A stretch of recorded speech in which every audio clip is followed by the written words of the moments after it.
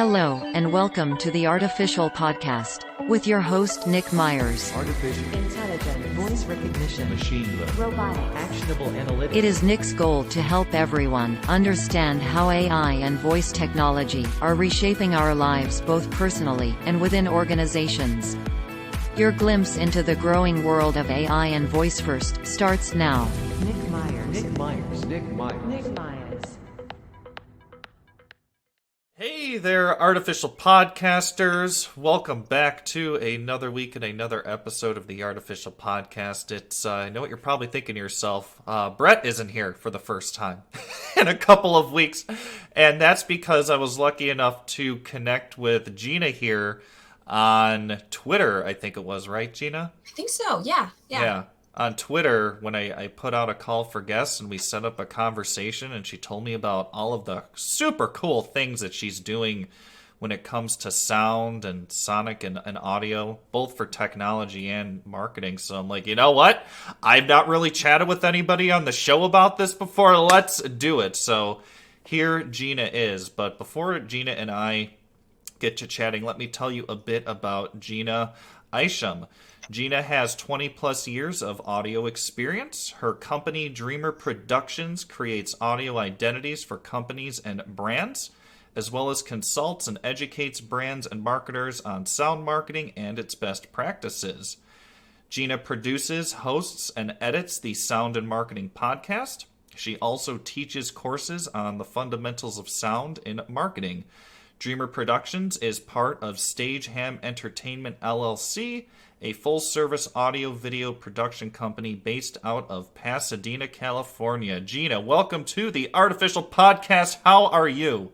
I'm good. That was a great intro. Thanks, Nick. You are so welcome. You are so welcome. I'm really excited to have you on the show, and for one, just give you a hand that you are officially the first guest of the Artificial Podcast in 2021. I feel so honored. So it's been Brett and I. Brett's our CTO, and he also does the editing for the show and all this stuff. So him and I have just been having a lot of conversations. But I'm happy to be talking to somebody different now, and especially in the field that you're in, which is something that I'm really curious to learn more about. And I know a lot of folks, specifically in the voice technology industry, are probably interested in learning more too, just because sound essentially...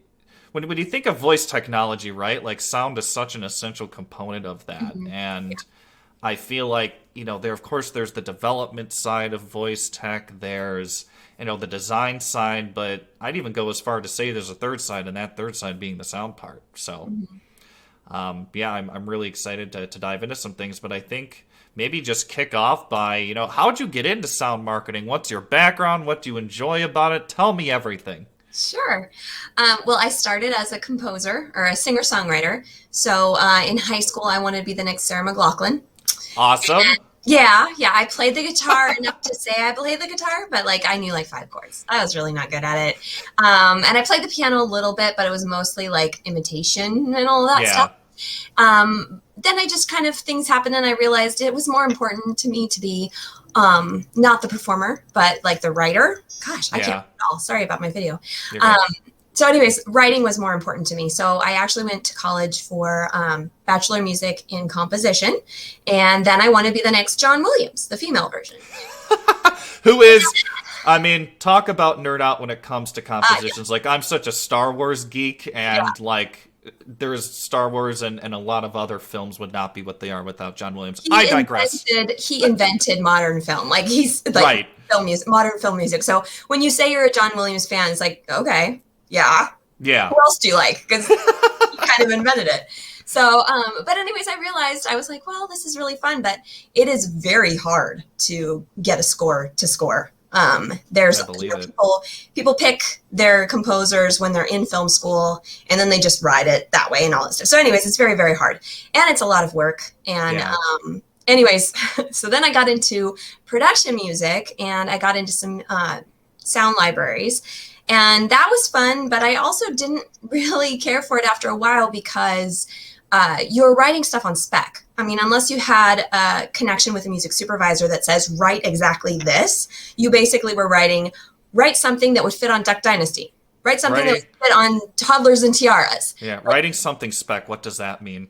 Oh, on speculative, like speculation. Gotcha. Okay. So they have an actual, like, this is what we're looking for, and it's for this show, and this is the instrumentation, like giving you an actual guideline of what they want. So generally it was just like, you know, write like Skrillex. That was for years. Just oh my gosh. like, people are going to get sick of Skrillex, and they did. And so I was like, oh my gosh. So by the time you can actually pad your library to fill whatever this thing is that people wanted, it was done, and you're moving on to something else. So I found it very frustrating and extremely hard. And so I was just like, you know, it makes a lot more sense to actually speak one-on-one to the client and say, what do you need? And so through that, I kind of started making more relationships with companies and marketers, and just kind of fell into sonic branding. I got hired, the first like quote unquote sonic branding job I got was to write functional sound for a piece of hardware. So it was a boot up sound. And it was a 1.5 seconds long, and it was one of the biggest payouts I'd ever gotten. And they loved it. They even they took the draft version. I was like, whoa, I could, you know, work on this a little more if you want. They're like, no, I want this. And so I just kind of fell in love with writing that, because I was like, this is really cool that I could write something that could emote a company, you know, tell a story of a company, not like necessarily just an emotion. But it was especially when you look at like a boot up sound, that sticks around forever. You know, once that's set, it's set, right? Yeah. So unfortunately, the company folded, but well, you win some, you lose some, I suppose, right? But at least you got to design their awesome boot up sound. Yes. It's really fun. And I think the thing that I loved the most about that experience was he explained what he wanted, and I took it to heart, and I wrote down my notes, and I did it, you know? Yeah. He said, this is what I'm looking for. This is this arbitrary, abstract thought that I have of what I want this to sound like, make it sound like that. And that's something in itself. And it takes some work to figure out how to do that sort of thing, because at the end of the day, I can be as creative as I want, and I can write lots of tons of different things, but is it relevant to anybody? And if it actually sticks with something, that's a big deal. So anyway, so I got into sonic branding, and then my husband and I, we had our company separate at first before we got married. And when we merged the two, I had to figure out this marketing thing, because now I've got audio and video, and we're marketing to advertising companies, and we're also selling to entertainment industries and things like that. How do you work this? So I started falling in love with marketing and being fascinated by the psychology of it, and the psychological attributes that go on in your brain, and what makes people buy this and what makes people not buy this. And through that, I noticed a lack of using the thing I love the most, and that's sound.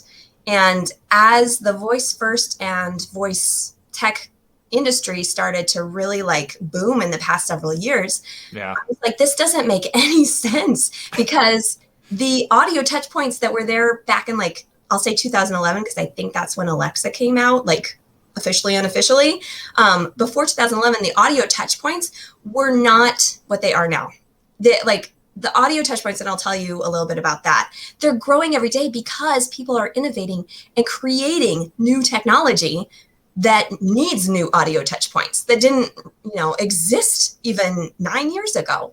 And what I mean by audio touch points is any kind of experience that a customer interacts with that is sound, that is audio. And, now we've got smart speakers, which was not there before. We've got voice to text. We've got all of these innovative companies that are going on. Voice and auto is huge now. And these are things that we're experiencing in real time right now. So it's literally one of those things next year, I wonder what the next audio touch point is going to be, because the thing hasn't been invented yet. It's kind of crazy. So I started following this wave of interest, and I started a Google alert on my email for sonic branding or sound advertising, or all of these things. And this legit, how often it was talked about. I get maybe one email a week with something that was slightly in that vein, but not really. Yeah. And so it's just insane. So from that alone, you were probably able to see that, wow, nobody's talking about this. it. Yeah. Yeah. And then I started to make this really great community of friends that were doing it. And then we all kind of started talking about it at the same time. It's amazing. It's amazing how this hasn't caught on as much as I know it will. I just don't understand how it hasn't caught on as much as. Well, and I think, when I always looked at sound in marketing, taking a step back from tech here for a sec, I think of, and maybe we'll get to some of this in our conversation, but I always think of like the McDonald's jingle, right? Or what are some other so many different brands have unique audio signals. We were talking about Apple before we started recording here, and the boot up sound to Mac OS, and they surround us in day-to-day life. I think they just become nascent. It's not like we actively like, oh yeah, that sound, oh yeah, that. It's just, it becomes so ingrained in the identity of the product or service, or even if we're in a location, there are specific sounds that even like event venues use. It surrounds us, and I always thought that it was almost this untouchable thing because I thought there was, high cost. It took a level of skill, and I'm sure that's still the case. But it seems like with, bringing it back to technology, with voice technology, that's almost democratizing this a bit. Am I wrong? Can you elaborate a little bit more? So in democratizing, I mean smaller and medium-sized brands that maybe never thought that they could deploy a specific sound for their brand can now do that because of voice assistant tech. Yes, I agree completely. Yes, no, you're absolutely right. In my opinion, you're absolutely right. I think that we've limited ourselves on the idea of sonic branding being music. It's not just music. It's sound. It's sonic, and sonic is waveforms. That's vibrations. That's haptic vibrations. That's ultrasonic rays. That's everything. Yeah. And we are all about sound. So the limitation of music that I would see a lot is somebody be like, well, I don't know music, so I'll just hire this guy to write something, or I'll hire this company to just pull some tracks for me or something like that. Yeah. And like they disassociate themselves with their brand by doing that. Did people almost think that it had to be like a jingle? Yes. Okay. Yeah. Because I think, and maybe we can get into this at some point, but I believe calling a sonic logo a jingle is limiting it. Because in my opinion, a jingle is for an isolated campaign or event. So yes, it can become something that is a brand association, but the first and primary reason for its existence was, we're going to do this commercial campaign or this video campaign, and then it just happened to work longer. But I digress on that point. But by saying that it's more than music, that is how it is democratized to small and big businesses. And it puts small businesses in the running. You can actually compete with larger companies, because if you can find a sound, and again, a sound, not music, that really associates with you, you are now one step closer to creating a real, true, genuine brand story. Something that I talk about a lot is sensory marketing. We have 5 senses, and we only focus on sight. It doesn't make any sense. We really do when it comes to marketing. Yeah. Yeah. And I mean, and it's hard sometimes, because like I would think of, a UX or UI designer, you have to worry about, development and coding and all of that stuff. And it's easy to get like sucked into that side. But if you don't recognize the emotional connection, which is something like sound or touch or taste or smell, because sometimes they apply. If you don't recognize that side, you are going to sound really robot. You know, you're not going to have a way to, like, for example, Alexa or Google or any of those voice assistants, they're getting better and better, but it's always like a joke. You're talking to a robot. And to truly get to a place where we recognize and associate with it rather than just an electronic instrument, we have to understand the linguistics of how to phrase things. We have to figure out how to teach it sarcasm. That's what I'm waiting for. I'm ready for Alexa to be sarcastic at me. Well, by the way, I don't know if you knew, kind of a side track here, but Have you bought the Samuel Jackson voice for Alexa? No. I have. Young children. So okay, that would make sense then. Because I remember right after they came out with that, I was like, all right, I got to check this out to see if it's what they say it is. Curious, yeah. And 99 cents. Also really cheap to do this, but I mean, just to be able to interact with Samuel Jackson as the voice of, I wouldn't even say he's the voice of Alexa. It's like Samuel Jackson is the voice assistant at that point, and of course he's throwing in all his Sam LJ, quips and swear words and all that stuff, which makes it fun. But it's adding an entirely, taking it from that sound perspective, it's adding an entirely new level of branding, I think, to the whole thing. You know what I mean? Well, and I'll take it a step further on that too. Like Sam Jackson is fun, and all these celebrities that are getting in on it, but is Sam Jackson the thing that you want first heard of your brand? Like, does that associate with your brand? So Very like, for example, I think it's really interesting, and I've been seeing that this is moving this direction, which is exciting.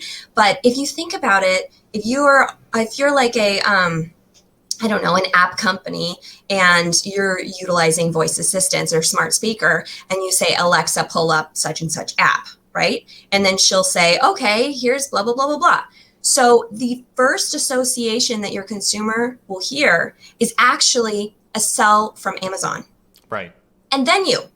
And Right. so like, so saying with the Sam Jackson, if Sam Jackson is the first thing and then you, what are you really advertising? Sam Jackson, of course. But like, let's say you have an app for meditation music. That wouldn't really associate correctly, Like it doesn't create a cohesive. And this is just argument for argument's sake. But no, I know, I completely agree with you. And this is something that I've thought about since we've been in the voice tech industry. Like, for example, of course, our focus now is we developed a system we call VLab for biotech and at-home diagnostic testing providers that piggybacks off of Alexa and Google. But our whole goal with it, it's not so much to solve the problems we're solving, but I'm very adamant, and I tell our CTOs this all the time, Brett, it's about the branding part of it too. Essentially, we're giving a voice to the diagnostic test itself. It has to be unique. It has to sound unique. It has to be custom. I go, because this is what people are going to associate with this product through the end of time or until something major changes, and they get one impression to do that. Yeah. So that's something I've always been incredibly pro, because I don't like defaulting everything, at least in the current stage of this technology, to the Alexa voice, to the Google Assistant voice. Just not about that. So I agree with you on that 100%. It's hard to get all the facets because there's a lot. Yeah. And as we both know, this is a moving target. Like, this is happening right, like things are already passe that have only been around for 6-9 months or something like that. It's a very much like throw it at the wall and see what sticks. So it's just worth trying, like being aware of things. And so even if there's something that you can't address yet, be aware that it's something that you want to address in the future, because who knows how long the future is from now, Exactly. Yeah. And I think a lot of companies, at least, the consensus that I'm getting, at least in like enterprise, is like, oh, if we don't have a sound of our brand, we don't need that. Well, I mean, give it a couple less than 5 years and you're going to be scrambling because your competitor is going to have a unique sound because of voice technology beginning to boom. And then you're going to go to whoever you have to go to in your company and throw it on top of them, and it's probably not the person that should be doing it. And then you're going to wind up with a half-baked sound, when now is the proactive time to think about this and create something that is truly unique and prep for this. And I even say, don't be afraid to fail. Try something, Yeah. And you'll know real fast if it works or not, and then pivot, Yeah. That's for any marketing, really. Right. So something I'm curious about. So as much as you can speak to, because I'm sure the process that you guys have is, unique and proprietary to what you guys do, but how does one even begin to come up with a sound for their piece of technology or for their brand? Like, on what creative plane do you even start at to do this? Yeah. What I like to do is kind of just let somebody talk. And really just talk about their product and maybe even talk about what their visual design is and why they chose their visual design.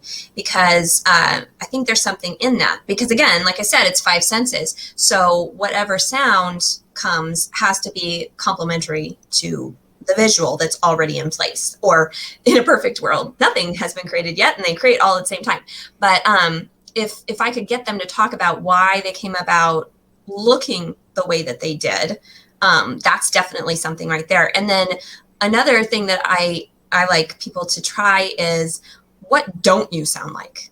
Because sometimes that's interesting. Easier to think backwards, like I don't want, heavy metal music. I don't want something too bubbly. I don't like pink. Seriously, like anything could work. And you put all this stuff together. It's not like just taking one word, but I love adjectives. If I can get people to start talking adjectives, I can start to formulate what I think that means and give some options. And then it's not like just the world, but I can present something and say, okay, these are what I took from this. And if nothing else, like that could be one of those things, like they see what I came up with and go, wow, that's not what we stand for at all. And then we're like, okay, well then let's sit down and figure out how, because this is what I got from that. Yeah. How can we kind of reassociate you in a more efficient way? Yeah, no, that's a really interesting process that you have. I like the working backwards concept of it, because I think sometimes, I definitely would probably start overthinking right off the bat, and I'd probably get bogged down in like I'd probably get bogged down in the adjectives of it, to be quite honest. I don't know, because I'm trying to think if we went through the process of being like, what does Red Fox AI sound like? Mm-hmm. Even going as far as like, what does it have for dinner? What is it like to do when it's free to, that persona part of it? Persona. Yeah. Which I know goes directly into helping create the sound or the sonic brand that you're trying to develop. But it's hard. Yeah. And I think the working backwards concept, because I think people have an easier time going, oh, I know it does not sound like that. Right. There's no, comparing it to something else that's already out there versus trying to come up with something completely new from thin air. That's a really good strategy. I like that. And another thing too is like, if you have something out there that you've heard and you go, I really like that, then I would be like, okay, well, let's talk about it. Why do you really like that? Because obviously we can't create that exact same thing, but right. If you can figure out what triggered you to like that so much, then you can work from there to figure out what association specifically went with your brand. Or it could just be what Nick liked, not what Red Fox AI sounds like. And that's another thing that's really tricky, is like if you just leave it up to a group of people and say, I love Gwen Stefani. Yeah. Okay, well, is that relevant? Yeah. So yeah, I find it's helpful to have a third party kind of filter out some stuff. Yeah, I like that approach, and I would imagine that the hardest part is probably coming up with that initial persona or that initial design, because I'm sure for somebody who's musically inclined like yourself, it's easy enough to probably go to a keyboard or go to something to start generating sounds, but it's different. Right. It's that design element of what exactly are we trying to go for here. I mean, I always thought it fascinating watching some of the behind the scenes of different movies that were made and the sound design, and they talk about how they just use the most random everyday objects to create like a specific sound effect. Going back to Star Wars, I was just going to mention that. Okay, go ahead. Like the OG, of course, 1977 Star Wars, and the objects that they had to use to make the laser beam sound that would shoot from the blasters and the lightsaber sound, because all of that was new. And I just thought it fascinating how they just grabbed real-world objects to do that, and it ultimately just formed into this otherworldly thing that now everybody can associate with. I just find that all fascinating.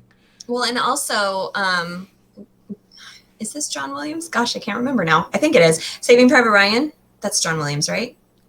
Don't quote me on it. It probably is. He's done so much. I hope I'm right. I know Steven Spielberg directed that, so it had to probably be John Williams. I knew that Steven Spielberg's done without John. But anyways, right. I think the brilliant thing that whoever composed that did was the beach scene. And the beach scene, the opening scene on D-Day, when they come out of, I'm getting goosebumps thinking about it, but like when they come out of the boats and they go up on the beach and they're fighting and they're doing all this stuff, there's no music, none, for like 15 minutes. All you hear is like the pelting of the bullets, like hitting the helmets, and like it's totally intense. And I'm sure they brought it up in the mix and all of that stuff as well, but it was more intense because nothing was in the way.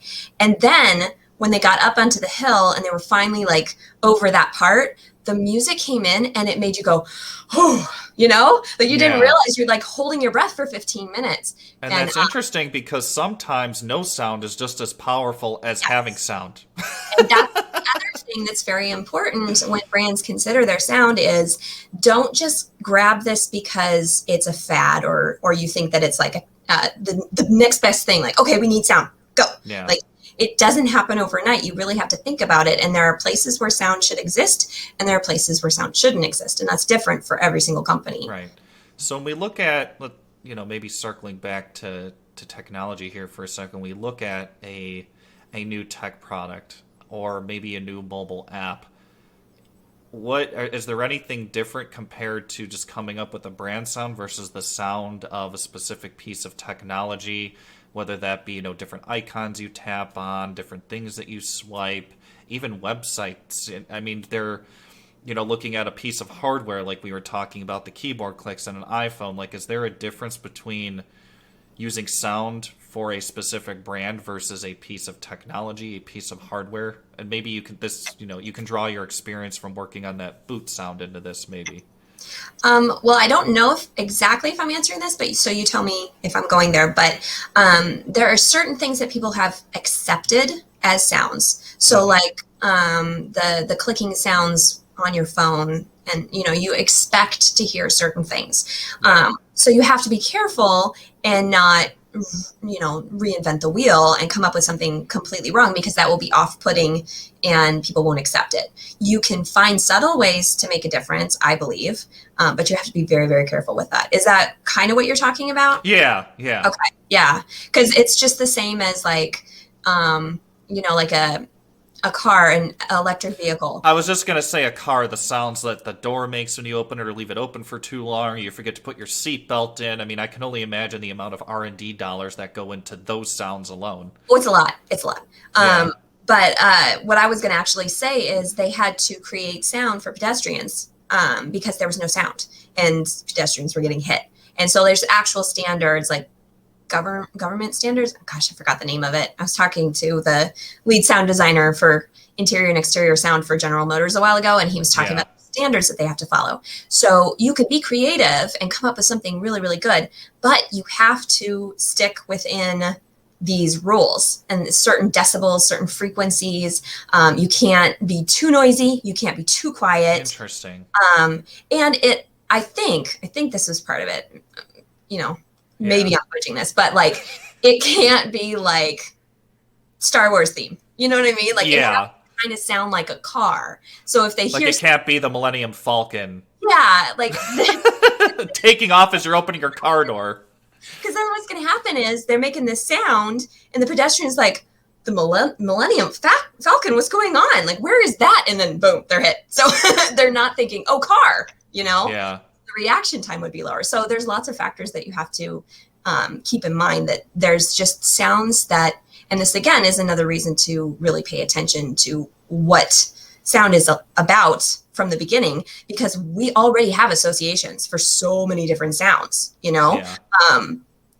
If people were just listening to this podcast, they would know right off the bat, without you introducing me and you, I'm female and you're male, most likely. I mean, Obviously that can be changed here and there, but that will probably be the first thing. And that's a bias, of course, but that's the first thing that we associate. So you have to be careful with thinking too far outside of the box. Yeah, especially as technology becomes more human, I think, especially in the context of voice assistants that are designed to sound human and mimic human speech pattern. That's I think one of the most important pieces of the puzzle, really. And of course, to what you said earlier, we're not there yet because there's still a lot of limitations that even the most popular voice assistants of today had when it comes to interpreting speech and then also talking back speech and doing, text to speech. So I think it's also interesting. I was reading something about like the linguistics. I think it's linguistics that you would call this, but like Alexa hearing you or Google hearing you or Siri hearing you, whatever. If you changed around the words in the sentence, so it's not grammatically correct, it would still understand you. And I wonder if that is also a weakness, that like if you were trying to say something specific that was like maybe more of a synonym of sorts, I'm not sure. I'm just throwing this question out there, like, is that going to be of detriment to whoever programmed that app or whatever? Like, because you're going to get a frustrated consumer because they're not getting what they want, or they're not being heard, or the assistant isn't being heard. Yeah. So there's still a long way to go. Right. And that's, I think, what amazes me the most is we've come so far in just the last few years, but there still is so much more that has to be done. And I know there's some startups out there right now that are working on creating a capability for voice to actually interpret human emotion better than it can, which I think will overall probably help the sound piece of this and the voice assistant's ability to probably produce different sounds tuned to emotion versus now. Like, I know when we want to adjust anything with our system we've built for Alexa, for example, we have to use SSML, and we have to fine-tune it using SSML tags and make adjustments to prosody and different things like that. And it can be a pain. It really can. And I'd love it to just automatically be able to respond in an emotionally I'll use an emotionally intelligent way to the human user that is invoking the response. And it's also fascinating, like what you just said, you expect it to do certain things. And yet we've only been in this for 5 or 6 years, like seriously in this world. And the fact that our brains and we're emotionally connected because we're expecting emotion. So I just find that very interesting. Very interesting.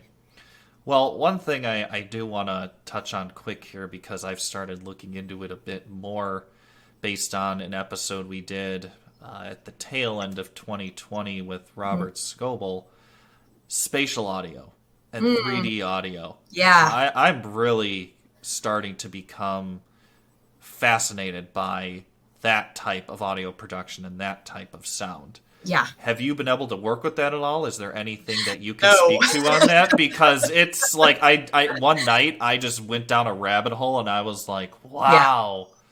Wow. Yes, I'm with you. I have not dealt with the 360 at all. I've experienced it. Like there's Sonos has been doing some stuff. Sony had the Sony 360 headphones that I heard about, where they actually I gotta find this again, but I know I read it somewhere. But at one point they were saying that you could send in a mold of your ears and send it in so that they could mold these headphones to exactly the right proportions, because, and you're wearing headphones right now, your ears are shaped differently than mine. And so you're experiencing sound through your headphones different than I would. Like, for instance, I have a real hard time with earbuds. Like I got my Galaxy S20 and I hate the headphone or the earbuds that it came with, because they fall out of my ear. I can't. I can't go running and listen to music. It's really annoying. And these are my older ones and they work, but they still kind of fall out. So our ears are shaped differently. And so when sound bounces off of things, it bounces different. And so when they could have the mold of your ears, they could give that experience like the pan ultimate, they know exactly where the sound is bouncing. So they know where to stick the little, speakers or whatever. It's just insane. It's insane. Yeah. And I think, kind of bouncing even more off the point you just made there, I think that's really what the value of spatial audio could be, because you're truly now capturing audio as a human being would hear it and producing it naturally. So I, over the holidays, got some AirPod Pros, And Robert told me that there is an app for iPhone, it may be for Android as well, called Spatial Bliss. And he was telling me about how he tried it for the first time, and it was like incredible because you could move sound like all around your head because the AirPod Pros apparently can accommodate spatial audio. And I'm like, it's not that cool. And then, of course, first thing I do is I download that app and I set it to be like raining in front of me and birds chirping in the back. And it was like, and this is just like light, high level version of this. So I'm just really looking forward to how that type of sound production can be applied to film, music, even as we've been talking about voice technology here. And I think it'll happen. And it sounds like Apple may be coming out with a nifty pair of headphones sometime this year beyond what they released at the end of last year with their AirPod Max headphones. Like these are going to be a brand new set of headphones that do 3D and 3D sound and spatial audio. So I'm ready for this revolution because I think it's just only going to complement a lot of other technologies, especially voice technology.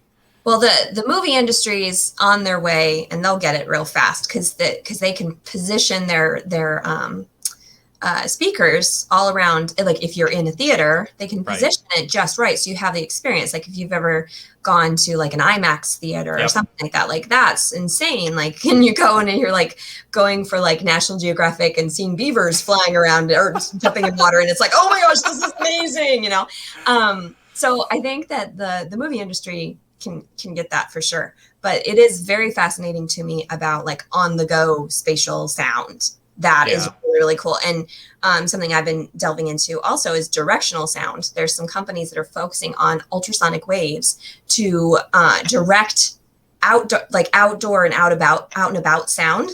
So like, for example, this one company I was talking to, they were working in museums, and now that after COVID and all that stuff, we're not going to be putting those headphones on in the museums to listen to the overhead. So they're like, well, how else are we going to get this information to people other than just the text that's on whatever display?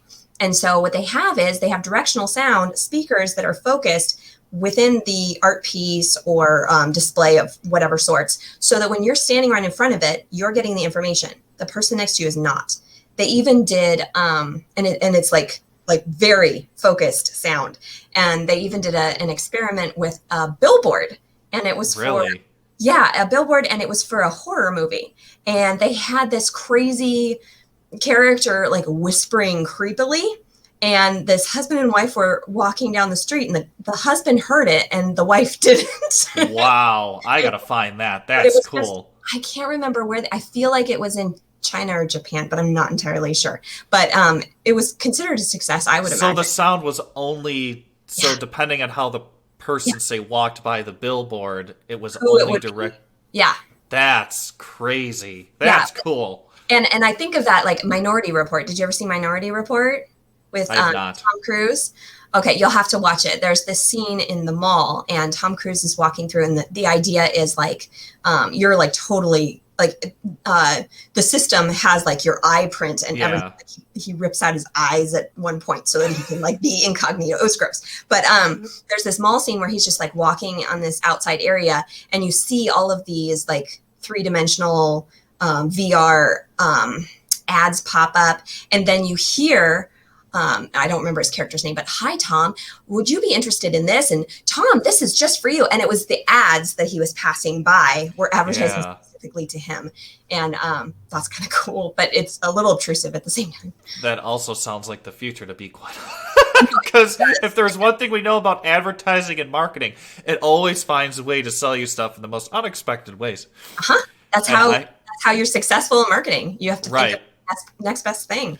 Yeah, there is this other app that I downloaded that I heard about that I haven't necessarily used yet, but it's called MarsBot Audio. It may only be for AirPods, but it's kind of like a wayfinding type experience where like you're walking down the street, but if you're like come up to like a Starbucks, for example, it'll be like you're approaching blah blah Starbucks, and it'll give you like hours and all that, but it's based on proximity and location, but you're just walking around and it's giving you that audio. I think that is, as people start wearing more Bluetooth headphones and things like that, I think that market is untapped currently and will only grow. Speaking to your advertising example there, because that's just a very basic example of that. But so yeah, no, I think there's so much happening in the world of sound right now, especially as we apply it to technology and voice.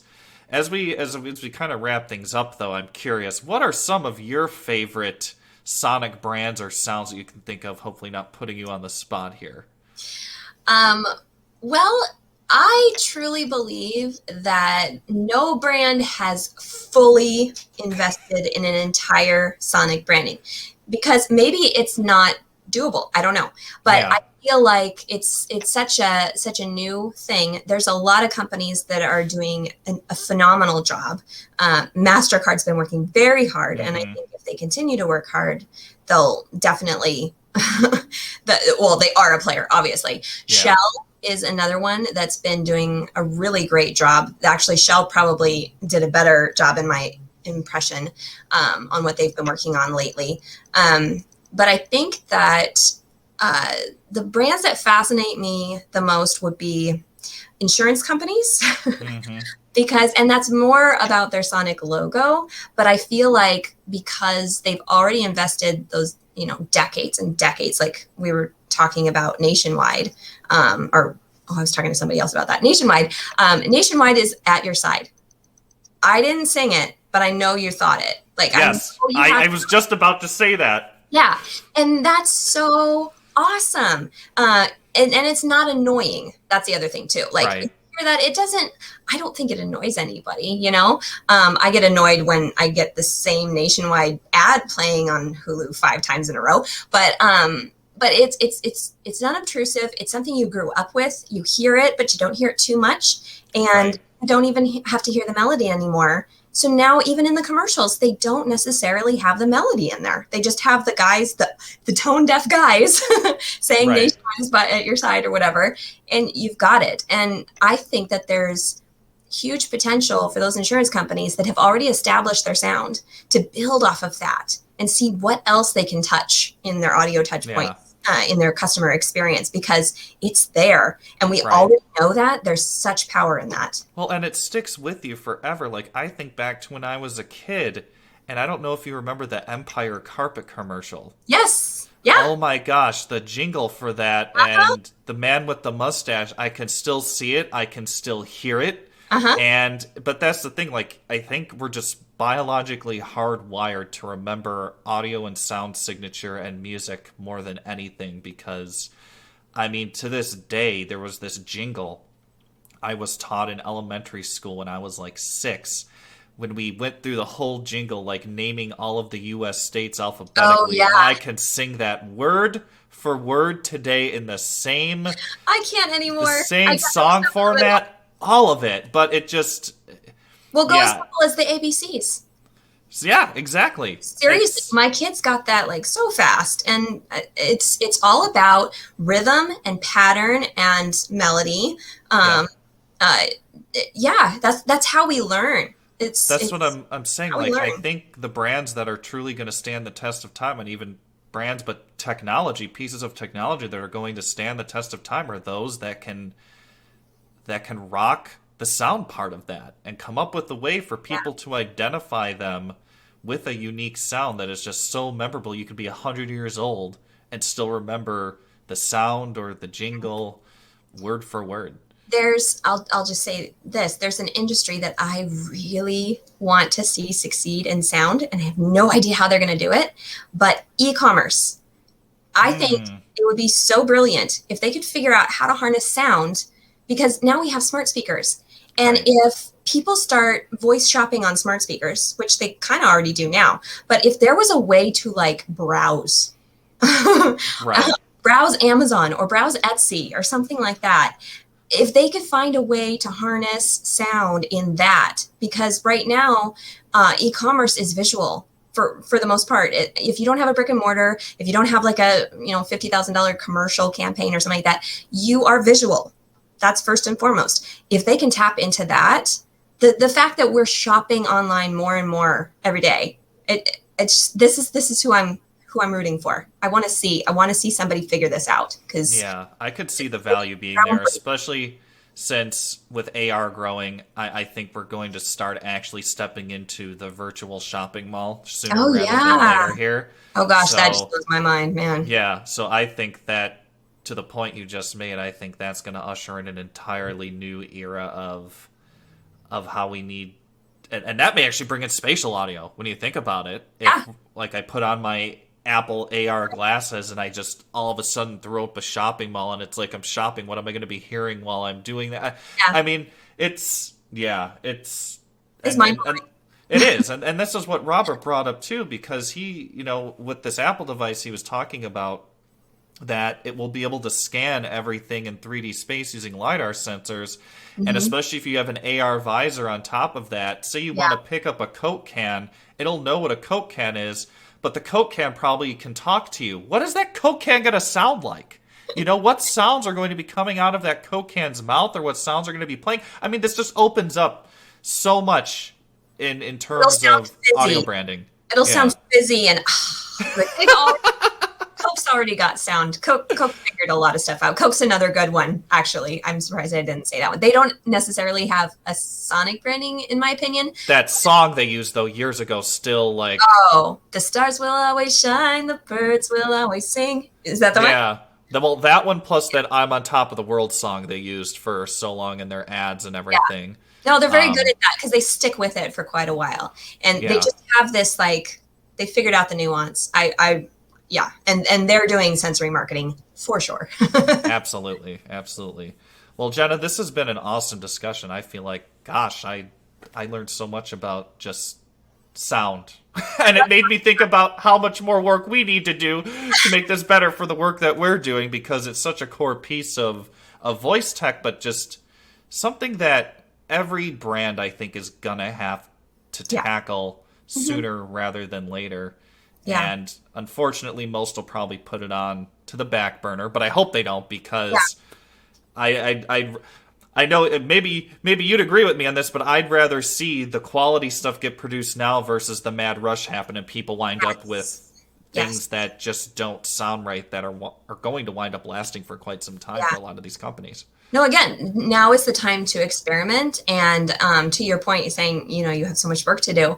If you start thinking about it, that's all that I want people to start really doing, is start thinking about it. Because, you could be walking your dog and go, oh my gosh, that's a great idea. Like, you don't know when it's going to pop in. But if you haven't re-switched your brain to think a little bit different, it's never going to come, and then you're going to have that gut reaction, like you said. And that's not good, because this does not happen overnight. It doesn't.